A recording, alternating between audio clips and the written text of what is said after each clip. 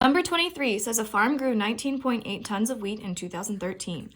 The farm's wheat output increased by 9.8% from 2013 to 2014 and by 5.1% from 2014 to 2015.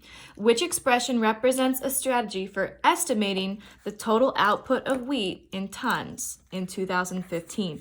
Estimating is a key word here because when I look at 19.8, if they're asking me to estimate, they just want a ballpark answer. So instead of working with 9.8 tons, I'm going to use 20 tons. Again, we just want an estimate or an approximation. So if they're increasing 9.8%, I'm going to treat that as 10%. And when they say 5% or 5.1%, I'm going to treat it like 5%. So we are looking at trying to figure out the way that this amount of wheat is increasing over these 3 years.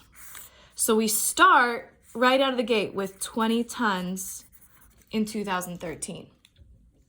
To get to 2014, there's an increase of 10%.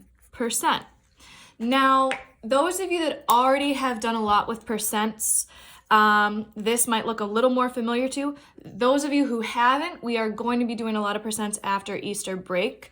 So this is kind of just like a preview of what you will see. A lot of times when we take a percent of a number, like 10% of 20, of means multiply. So this is really 10% or 10 hundredths times 20.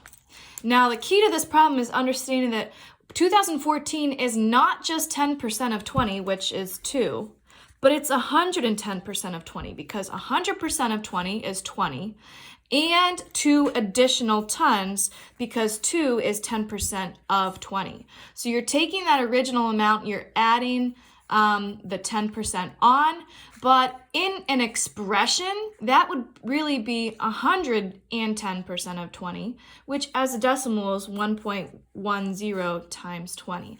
If I solve this problem, I'm going to get 22, and of course that makes sense because an increase of 10%, which is just 2, is really 20 plus 2, or 22 tons in 2014.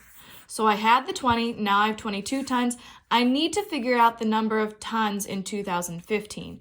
And the problem is telling us that we are increasing 5%. So same thing, we're gonna take that amount for 2014, and we wanna take 5% of it, or 0.05, which is also 5 hundredths, 5% of 22, 5 hundredths of 22. Same thing as before, we don't just want 5% of 22, we want 105% of 22. And yes, I could solve that, I could get the final answer, but the key to this is understanding that this question's not really asking for you to do all the hard math. It's asking for the process. So if we look back, we started with 20, we multiplied by 1.1 because we wanted to find 110% of 20. So far, we've done that, right? It doesn't matter the order, multiplication's commutative. We also took this number and we multiplied by 1.05 because we wanted to increase by 5%. Now, I definitely rearranged my work. In fact, some of you might have written it a different way, but the reason I rewrote it that way is because that's the order in which we increased 20. We increased it by 10%, and then we increased that answer, so this part, by 5%.